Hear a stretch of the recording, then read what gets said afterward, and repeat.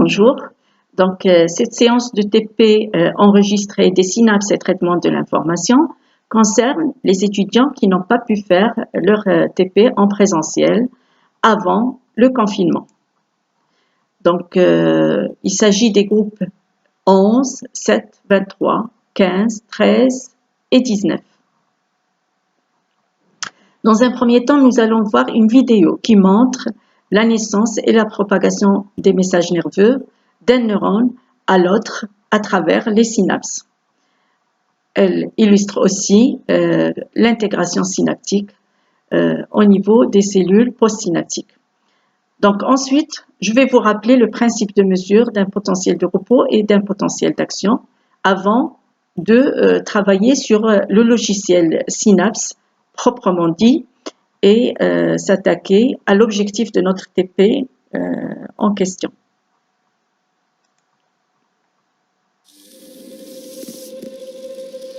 Le système nerveux est constitué de cellules spécialisées, les neurones.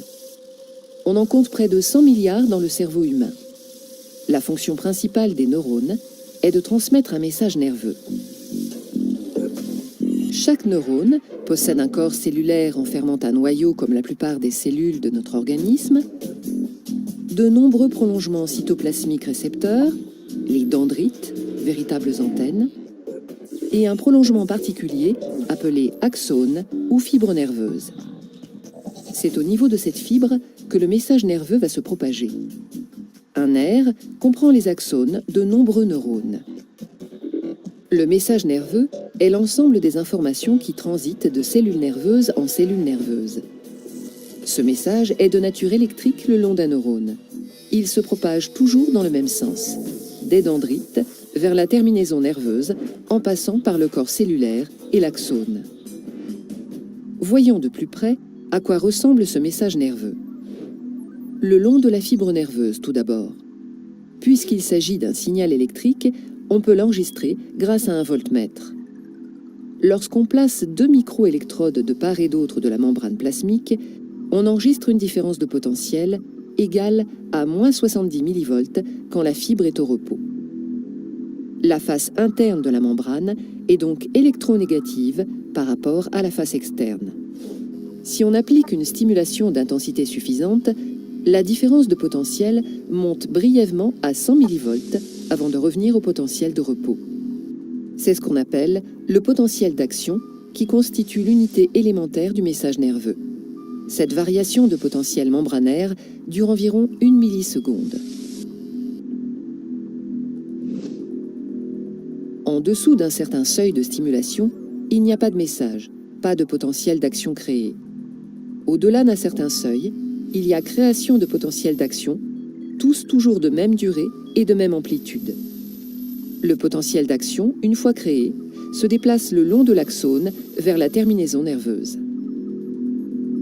Plus l'intensité de la stimulation augmente, plus le nombre et la fréquence de ces potentiels d'action augmentent. Revenons au parcours du message nerveux. Lorsque le signal électrique parvient à l'extrémité de l'axone d'un neurone ou terminaison nerveuse, il rencontre un espace appelé fente synaptique qui l'empêche de se propager à un autre neurone. L'arrivée des potentiels d'action à l'extrémité de l'axone du neurone 1 dit présynaptique entraîne la migration et la fusion de vésicules avec la membrane plasmique du neurone 2 ou neurone postsynaptique. Cette fusion libère les molécules enserrées dans les vésicules, appelées neurotransmetteurs. Ces neurotransmetteurs viennent se fixer aux récepteurs membranaires situés à la surface du neurone postsynaptique. Cette fixation déclenche une réponse électrique dans le neurone postsynaptique et éventuellement, si cette réponse est d'amplitude suffisante, la création de potentiels d'action. Les neurotransmetteurs permettent donc la transmission du message nerveux d'un neurone à l'autre. Ces molécules actives sont libérées par un neurone et réceptionnées par un autre sur lequel elles agissent. Ainsi, le message nerveux est de nature électrique le long de l'axone et chimique au niveau de la synapse. Une synapse peut être excitatrice si elle entraîne l'activation du neurone ou inhibitrice si au contraire, elle la diminue. Un neurone étant relié à des milliers d'autres neurones, il réalise à tout instant une synthèse des informations reçues. On dit que le neurone intègre l'ensemble des messages électriques reçus par l'intermédiaire de ces dendrites. Ce processus d'intégration se réalise au niveau du corps cellulaire. Le neurone a donc pour fonction de traiter et propager les messages nerveux. Si la stimulation globale perçue est excitatrice, il génère un train de potentiel d'action, ou message nerveux. Sinon, il restera silencieux et le flot d'informations s'arrêtera là.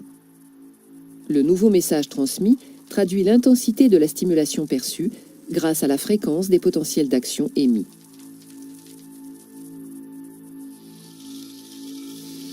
Le message nerveux qui se propage dans un incroyable réseau de fibres et de connexions résulte donc d'activités électrochimiques. Il constitue un moyen de communication à l'intérieur de notre organisme. Un signal simple, le potentiel d'action, permet de véhiculer des informations très diverses. Sensations, pensées, commandes de mouvement, régulation. De la même manière qu'une impulsion électrique, un bit, est le support de programmes informatiques très variés. Donc voilà.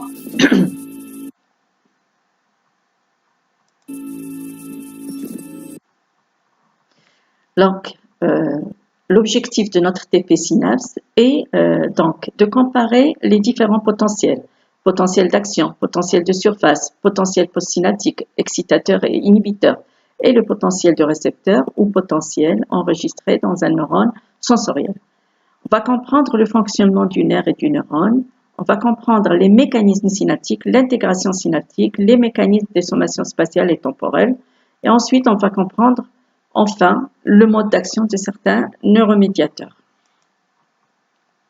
Alors, pour le rappel, quel est le principe de mesure d'un potentiel d'action? Donc, je rappelle que le potentiel d'action est le signal élémentaire du message nerveux, de la communication nerveuse. Donc, dans les conditions dans l'organisme, on ne peut pas voir ce potentiel d'action. C'est pour cela que expérimentalement, on va prendre un axone géant de Kalmar et grâce à deux électrodes réceptrices qui sont conductrices d'électricité reliées à un galvanomètre, on va pouvoir mesurer la différence de potentiel entre l'intérieur de la cellule et l'extérieur de la cellule. Regardez, tant que les deux électrodes sont externes, le galvanomètre indique 0 mV. À partir du moment où la deuxième électrode est introduite à l'intérieur de la cellule, au repos, de l'axone au repos, nous allons enregistrer une différence de potentiel de moins 70 mV. Ça correspond au potentiel de repos. Cela veut dire que l'intérieur de la cellule est négatif par rapport à l'extérieur. Maintenant, une fois on pratique une stimulation, regardez ici, d'intensité faible, on va voir qu'il existe juste une petite variation du potentiel membranaire. À partir du moment où on enregistre avec une intensité moyenne ici, mais intensité suffisante, tracé orange, on va voir un potentiel d'action avec ces différentes phases. Quand on augmente l'intensité de la stimulation, on va enregistrer le même signal avec la même amplitude. C'est un potentiel d'action dont l'amplitude est constante. Donc, ce qui veut dire que un potentiel d'action, soit il est là, soit il n'est pas là. Quand l'intensité de la stimulation est faible, on ne va pas voir un potentiel d'action. Quand elle est suffisante et efficace, on va voir un potentiel d'action d'amplitude constante. Quelle que soit maintenant l'intensité de la stimulation, au-delà de cette intensité de stimulation seuil, le potentiel d'action aura la même amplitude. Donc, quand on voit ici le potentiel d'action, le tracé de potentiel d'action, on va voir que ici nous avons l'artefact de simulation, le moment où on simule. Là, nous avons un temps de latence. Ensuite, nous avons la phase de dépolarisation qui correspond à l'entrée, l'ouverture des canaux Na+ voltage dépendant et l'entrée massive de Na+ à l'intérieur de la cellule, ce qui permet d'inverser la polarité. L'intérieur. Alors, Donc, le logiciel Synapse se présente ainsi. Donc, nous avons un neurone N6 postsynaptique et plusieurs neurones présynaptiques. Les neurones présynaptiques sont les neurones N1, N2, N3, N4 et N5. Alors, le neurone N2 est un neurone sensoriel ou ce qu'on appelle le neurone récepteur. D'accord? Donc, nous avons ici 3 appareils d'enregistrement, E7, E2 et E8. Et nous avons le reste des appareils qui sont des appareils d'enregistrement et de stimulation. Nous avons donc dans la première étape de ce TP Synapse, il est demandé de repérer les électrodes réceptrices, leur emplacement, les écrans auxquels elles sont reliées et qu'est-ce qu'elles permettent d'enregistrer. Donc, on va commencer par le neurone N1. Nous avons l'électrode réceptrice intracellulaire à l'intérieur de l'axone. Elle est reliée à l'écran E1, S1. Donc, cette électrode qui est placée dans l'axone, elle va nous permettre d'enregistrer, bien entendu, un potentiel d'action parce qu'elle est dans l'axone.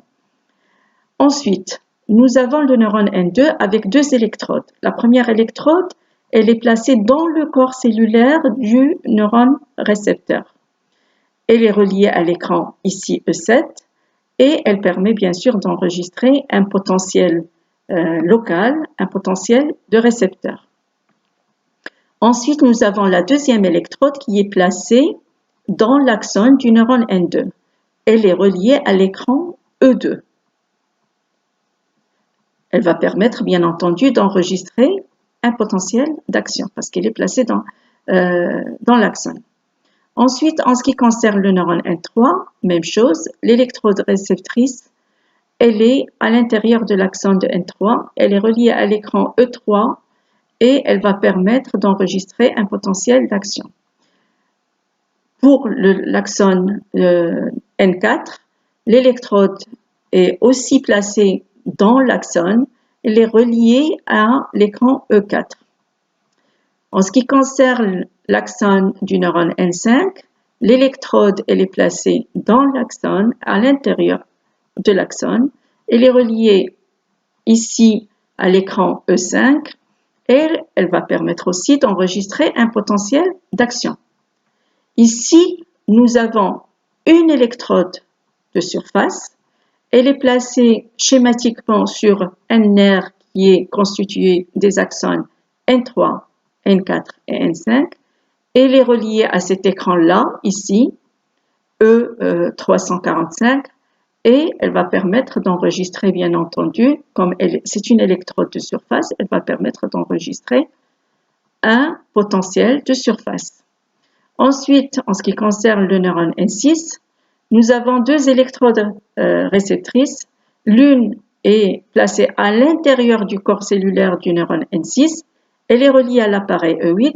Elle va permettre d'enregistrer des dépolarisations ou des hyperpolarisations locales, c'est-à-dire des PSE ou des PPSI, c'est-à-dire des potentiels postsynaptiques, soit excitateurs, soit inhibiteurs. Ensuite, nous avons une deuxième électrode qui est placée à l'intérieur de l'axone du neurone N6. Elle est reliée à l'appareil ici E6. Elle va permettre d'enregistrer aussi un potentiel d'action. Donc, une fois nous avons repéré tout cela, vous devez revenir sur votre diaporama et donc vous allez répondre aux questions comme il est indiqué dans la description du protocole d'enregistrement. Vous devez identifier, donner le nom de chaque écran, qu'est-ce qu'il enregistre cet écran, est-ce qu'il enregistre des potentiels d'action ou un potentiel de surface ou un potentiel récepteur. Donc, et vous devez répondre à cette question-là, à votre avis, qu'est-ce qui détermine le nom du potentiel étudié. Donc, je reviens sur le logiciel Synapse et donc je passe à l'étape suivante. L'étape suivante, c'est la numéro 2, comme il est indiqué sur votre polycopier. On doit rechercher le seuil de stimulation de chaque neurone. Alors, comment on va faire? Donc, on va aller, donc ici, nous avons le curseur qui indique l'intensité de la stimulation. D'une manière, bien sûr, ce sont des chiffres arbitraires. Donc, on va voir. Et le principe, ici, c'est de savoir comment on cherche le seuil de stimulation d'un axone. Donc, on va se mettre sur une intensité de stimulation relativement raisonnable et on va voir d'abord ce qui se passe. On stimule, j'appuie sur le curseur S1 et là, je vois qu'il ne se passe rien. Je vais augmenter d'une manière un petit peu grossière et je vais voir ce qui se passe. Et là, je vois qu'il n'y a toujours rien. J'augmente encore un petit peu, il n'y a rien. Donc, à partir de là, je vais commencer quand même à augmenter par une seule unité pour voir ce qui se passe jusqu'à ce que j'aurai une réponse. 40, il se passe rien. 41, il se passe rien. 42, il se passe rien. Ah si, à 42, j'ai un potentiel d'action. Donc, pour vérifier, je retourne à 41, je fais une stimulation, je n'ai rien. J'augmente à 42, donc je stimule et là, j'ai bien sûr une réponse. Donc là, je vais faire pause pour vous expliquer ce que je vois. Donc ici, je peux dire que l'intensité seuil, la première intensité seuil qui m'a donné une réponse, un potentiel d'action, correspond à l'intensité 42. Donc, j'ai bien ici un potentiel d'action avec sa phase de dépolarisation et sa phase de repolarisation. Maintenant, comme le neurone N1, il est relié au neurone N6 postsynaptique, là, je vois sur l'écran qui me donne des enregistrements postsynaptiques par rapport à cette électrode qui se trouve dans le corps cellulaire. Je vois que mon signal, il se dirige vers le bas. Là, il s'agit bien d'une hyperpolarisation. Donc, c'est une inhibition. Je peux déjà déduire que ce neurone N1, il a un effet inhibiteur sur le neurone N6 du moment que j'enregistre ici une hyperpolarisation, c'est-à-dire une inhibition. Ensuite, donc je laisse le neurone N2, je fais reprise. Le neurone N2, il va être stimulé naturellement. Je vais passer à la recherche du seuil du neurone N3. Donc, je fais la même chose, j'augmente un petit peu à une certaine valeur et je regarde. Là, je vois que à 33, j'ai déjà un potentiel d'action. Je retourne vers une valeur inférieure, beaucoup inférieure. Là, je vois que je n'ai rien.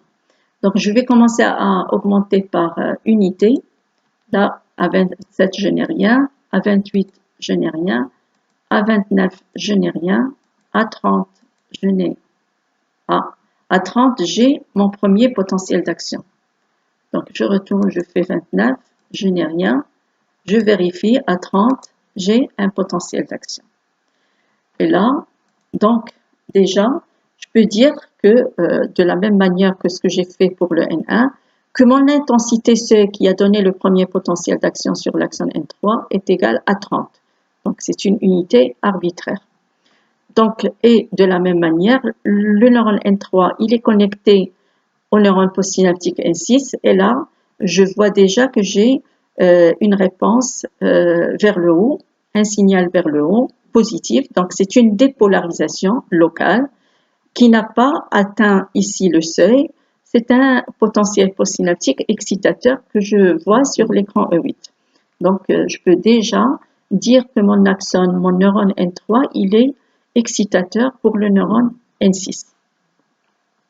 Voilà, donc on peut continuer à faire la même chose pour l'axone N4 avec le stimulateur S4 et pour l'axone N5 avec le stimulateur S5. Donc, qu'est-ce qui est demandé? Ce qui est demandé maintenant, c'est de donner un petit peu votre définition du seuil d'excitabilité d'un neurone, comme il est indiqué sur le diaporama que nous avons. Alors voilà, je continue. Donc, en ce qui concerne le neurone N1, Donc, quand j'ai cherché le seuil, donc je mets à une valeur supérieure au seuil, je vois que j'ai ici mon potentiel d'action et là j'ai mon potentiel postsynaptique inhibiteur. Quoi que j'augmente l'intensité de la stimulation, j'ai toujours la même réponse. J'augmente l'intensité de la stimulation, j'ai toujours la même réponse. Donc, je peux déjà identifier les caractéristiques de mon potentiel d'action. Son amplitude, comme vous pouvez le voir, elle reste constante. Il est propageable parce que je vois qu'il a bien sûr une action inhibitrice sur le neurone postsynaptique que je vois ici, etc. Donc, je note sur mon diaporama, je note les caractéristiques du potentiel d'action. Ensuite, je passe à l'étape suivante. L'étape suivante, c'est l'étude du recrutement des fibres au niveau d'un nerf et l'étude des caractéristiques du potentiel de surface. Donc, pour cela, on va on va mettre l'intensité de la stimulation au niveau des axones N3, N4, N5 supérieur au seuil, toujours supérieur au seuil. Ici, supérieur au seuil et là, supérieur au seuil. Et on va voir ce qui se passe individuellement sur chaque axone. Donc, je sais qu'un nerf, il est constitué de plusieurs axones. Les nerfs rachidiens, par exemple, ils sont constitués d'axones de neurones sensoriels et de neurones moteurs. Ce sont des nerfs mixtes. Un nerf contient plusieurs axones. Alors, ici, schématiquement, mon nerf, il est très simple. Il est constitué de 3 axones, N3, N4 et N5. Alors, quand je stimule le neurone N3, je vois que j'ai ici un potentiel d'action. Ici, au niveau de l'écran qui enregistre un potentiel de surface, parce que ici, j'ai une électrode de surface, je vois que j'ai quelque chose, un potentiel de surface qui est équivalent à mon potentiel d'action que j'ai enregistré ici. Je fais la même chose avec le neurone N4. Donc, j'ai la même chose. Je stimule pour le nerf au niveau de la surface et là, je vois que j'ai une réponse qui est égale, ce potentiel de surface ici, il est égal à la somme des potentiels d'action qui sont enregistrés ici. Donc, je fais la même chose avec N4. Je fais la même chose avec N4. Intensité supérieure au seuil, avec N5. Et là, je stimule les deux et j'ai cette réponse-là. Maintenant, quand je stimule le nerf en entier, j'enregistre un potentiel de surface qui est nettement supérieur au précédent. Donc, je peux déjà tirer mes conclusions par rapport au potentiel de surface. Je vois qu'il augmente en amplitude. Un potentiel de surface, ce n'est que la somme des potentiels d'action qui s'enregistrent au niveau des axones de ce nerf-là. Ensuite, donc sur votre diaporama, vous allez noter les caractéristiques des potentiels de surface. Ensuite, je m'intéresse à ce qui se passe au niveau postsynaptique sur l'écran E8. Donc, je vois que mes axones N3, N4 et N5 sont reliés aux neurones postsynaptiques. Alors, tous les potentiels, les trains de potentiel d'action qui se sont propagés ici, ils arrivent sur plusieurs boutons synaptiques. Donc, le neurone postsynaptique fait une sommation spatiale et le résultat, je l'ai ici, c'est des potentiels postsynaptiques excitateurs qui sont sommables, qui augmentent en amplitude jusqu'à ce qu'ils dépassent le seuil de dépolarisation qui ensuite vont donner des potentiels d'action qui se propagent et que je vois encore ici. Donc voilà, le neurone postsynaptique ici, il a fait une sommation spatiale et a donné des potentiels postsynaptiques sommables et qui augmentent en amplitude jusqu'à ce qu'ils dépassent la valeur seuil de dépolarisation et il donne par la suite des potentiels d'action propageables. Donc, je reviens sur mon diaporama et je note ce qui m'est demandé dans l'étape 3. Je réponds aux questions qui sont ici sur ma diapositive. Donc, j'explique le processus du recrutement des fibres nerveuses constituant un nerf. Je donne les caractéristiques du potentiel de surface et je note et j'interprète les résultats observés dans le neurone postsynaptique.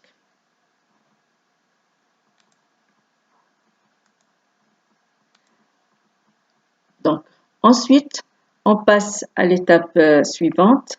Donc, l'étape suivante, c'est l'étape de la sommation temporelle. Donc, en ce qui concerne la sommation temporelle, nous allons l'étudier sur l'axone N3 grâce à cet appareil qui va me permettre de donner deux stimulations répétées, séparées par un intervalle de temps donné. Donc, l'intervalle, le curseur qui fait changer l'intervalle entre les stimulations répétées, il est là.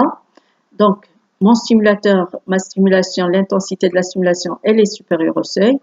Donc, je regarde ce qui se passe en envoyant deux stimulations séparées par un intervalle ici, arbitrairement séparées par un intervalle de 2000.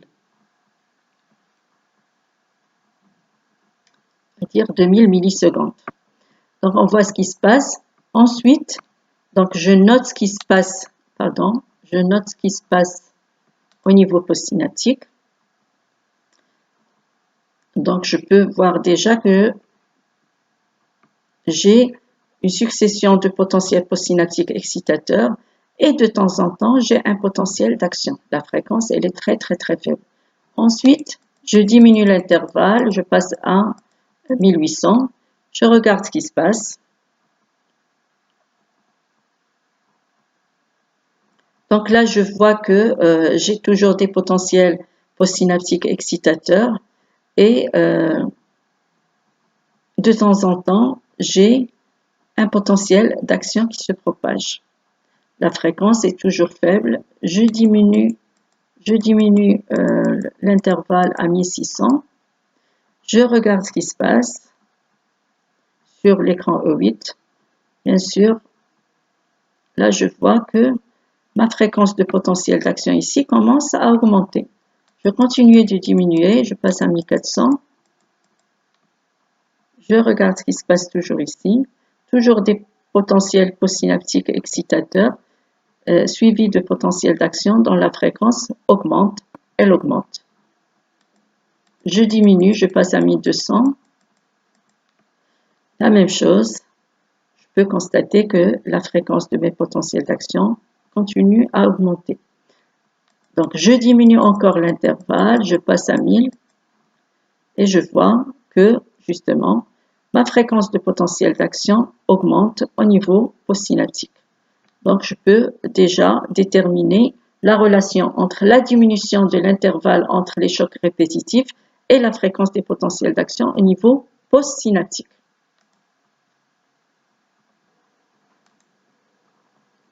Donc, je peux continuer. Donc, je réponds à la question numéro 1. Quelle relation pouvez-vous établir entre l'intervalle des chocs répétitifs de stimulation et la fréquence des potentiels d'action? Ensuite, vous répondez à la question B. À votre avis? Alors, je passe à l'étape suivante. Donc, on va étudier ce qui se passe dans le récepteur sensoriel. Alors, le récepteur sensoriel, c'est un neurone sensitif, donc il va être stimulé en déformant le tentacule. Alors, regardez ce qui se passe. Je déforme le tentacule. Plus je déforme le tentacule, qu'est-ce que je vois? Alors, j'ai ici, sur l'écran E7, j'ai le signal qui permet de visualiser l'intensité de la déformation que j'ai effectuée. Ensuite, j'ai ici ce qu'on appelle des dépolarisations locales qui augmentent par graduation, qui augmentent en amplitude jusqu'à une certaine valeur. Ces graduations locales, ce ne sont que le potentiel de récepteur parce que mon électrode elle est placée dans le corps cellulaire du neurone récepteur. Donc ce potentiel de récepteur je peux déjà noter ses caractéristiques. Il augmente en amplitude, il est local, il est sommable, il est graduable, il augmente par graduation. Ensuite, je vois que quand ça dépasse une certaine valeur, j'ai des potentiels d'action dont la fréquence est importante. Ces potentiels d'action, bien sûr, ils se propagent, ils arrivent ici. Au niveau de cette terminaison du neurone sensoriel, il y a ce qu'on appelle une sommation temporelle de tous les potentiels d'action qui arrivent. Au niveau postsynaptique, donc le neurone N6, il fait sa sommation temporelle et le résultat ici, j'ai une succession de potentiels postsynaptiques excitateurs, sommables, locales, etc. Et j'ai des potentiels d'action qui se propagent. Donc le neurone sensoriel est un neurone excitateur pour le neurone N6. Voilà. Donc ensuite, vous pouvez revenir sur le diaporama et répondre aux questions concernant la stimulation du récepteur sensoriel. Donc, vous allez donner le nom et les caractéristiques du potentiel enregistré. Quand la dépolarisation atteint une valeur seuil, elle donne naissance à un potentiel d'action. Que se passe-t-il quand vous augmentez encore l'intensité de déformation du tentacule sensoriel? Que se passe-t-il dans le neurone postsynaptique? Répondez à ces questions-là. Donc, je reviens sur le logiciel et je passe à l'étape suivante. Donc, on va voir la stimulation du récepteur sensoriel et d'une autre fibre et on va voir comment s'opère l'intégration synaptique. Donc, je reviens sur le logiciel. Alors, je prends par exemple le neurone N1. C'est un neurone inhibiteur, je l'ai déjà vu. Donc, quand je le stimule, je fais reprise. Quand je le stimule, j'ai un potentiel postsynaptique inhibiteur au niveau du neurone postsynaptique. Donc, je vais stimuler le neurone sensoriel comme je l'ai fait déjà et je commence à je stimule le neurone N1. Je vois qu'il est inhibiteur. Je stimule le neurone sensoriel et je commence à stimuler avec le neurone N1. Donc, qu'est-ce qui se passe? J'additionne l'effet des potentiels d'action qui arrivent sur la terminaison nerveuse du neurone N1 et les potentiels d'action qui arrivent sur la terminaison nerveuse du neurone sensoriel N2. Au niveau postsynaptique, le neurone N6, il a fait ici une sommation spatiale et temporelle. Et le résultat ici, c'est des potentiels postsynaptiques inhibiteurs vers le bas. Le signal va, il est sommable vers le bas.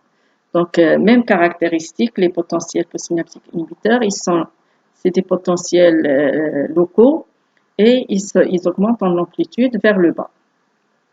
Donc, le résultat ici de l'intégration synaptique, qu'est-ce qu'il a fait le neurone N6? Il a intégré tout ce qui lui est arrivé par les deux boutons synaptiques et il a donné une réponse. Ici, il se trouve que c'est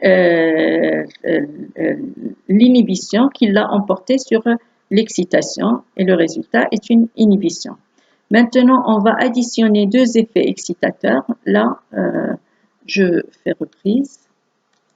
Et donc, je stimule le neurone N3. Je sais que le neurone N3, c'est un neurone excitateur. Donc, je stimule le récepteur sensoriel et je rajoute l'effet de neurone N3. Et là, bien sûr, je ne vois que une fréquence de potentiel d'action qui augmente, des PPSE qui augmentent. Donc, c'est l'addition de deux effets positifs. Et le neurone postsynaptique, il a fait son intégration, il a fait son calcul et il a donné une excitation importante au niveau postsynaptique. Donc voilà, vous revenez sur votre diaporama et vous continuez à expliquer ce que l'intégration synaptique. Donc ensuite, on va passer à l'étape finale. Donc l'étape finale correspond à la détermination des neurotransmetteurs de chaque terminaison nerveuse. Donc pour cette partie-là, je vois que j'ai ici une palette de seringues contenant des neurotransmetteurs. J'ai ici une seringue qui contient l'acétylcholine, le GABA, l'acide gamma-aminobutyrique, qui est un neurotransmetteur inhibiteur, la dopamine, la sérotonine et d'autres substances. Donc, je vais aller commencer par étudier pour l'acétylcholine. Je vais prendre cette seringue et je vais commencer à chercher dans les terminaisons synaptiques l'effet de l'acétylcholine. Je ne le fais pas sur le neurone N1 parce que je sais que le neurone N1 il est inhibiteur et je sais que l'acétylcholine est un neurotransmetteur excitateur. Donc, je mets l'acétylcholine sur le neurone N2, je vois que j'ai ici des réponses, une excitation. Je le mets sur l'axone N3, je n'ai rien. Je le mets sur l'axone N4, j'ai des potentiels postsynaptiques excitateurs et des potentiels d'action, donc une excitation. Là, je le mets sur le N5, ça ne donne rien. Donc, j'en conclus que, en ce qui concerne le neurone N2 et le neurone N4, le neurotransmetteur de ces terminaisons nerveuses est l'acétylcholine. Je prends le GABA est un neurotransmetteur inhibiteur, je le mets sur l'axone N1, et là, je vois qu'il a le même effet que lorsque j'ai stimulé le neurone N1. Donc, le GABA est le neurotransmetteur de la terminaison nerveuse du neurone N1. Je le mets sur le N4, ça ne donne rien. Je le mets sur le N5, ça ne donne rien. Je prends la dopamine. Donc, moi, je connais maintenant le neurotransmetteur de N1, je connais celui de N2 et de N4, je mets la dopamine sur le neurone N3, et là, j'ai une stimulation. Donc, j'en conclus que le neurotransmetteur de la terminaison nerveuse de la N3 est bien la dopamine. Je mets la dopamine sur le neurone N5 et je n'ai rien. Donc, il me reste que la terminaison nerveuse du neurone N5. Je prends la sérotonine, j'essaye de chercher, là, je ne vois rien. Donc, je peux déjà dire que, en ce qui concerne le neurone N5, je n'ai pas pu déterminer quel neurotransmetteur possède dans ces terminaisons nerveuses. Donc, voilà, je reviens sur mon diapositive et je note ce qui est demandé. Ensuite, je passe à la dernière étape et je remplis le tableau comme il est demandé. Je note, je récapitule les caractéristiques de chaque potentiel que nous avons étudié. Voilà, c'est tout ce qu'il y avait à voir au niveau du TP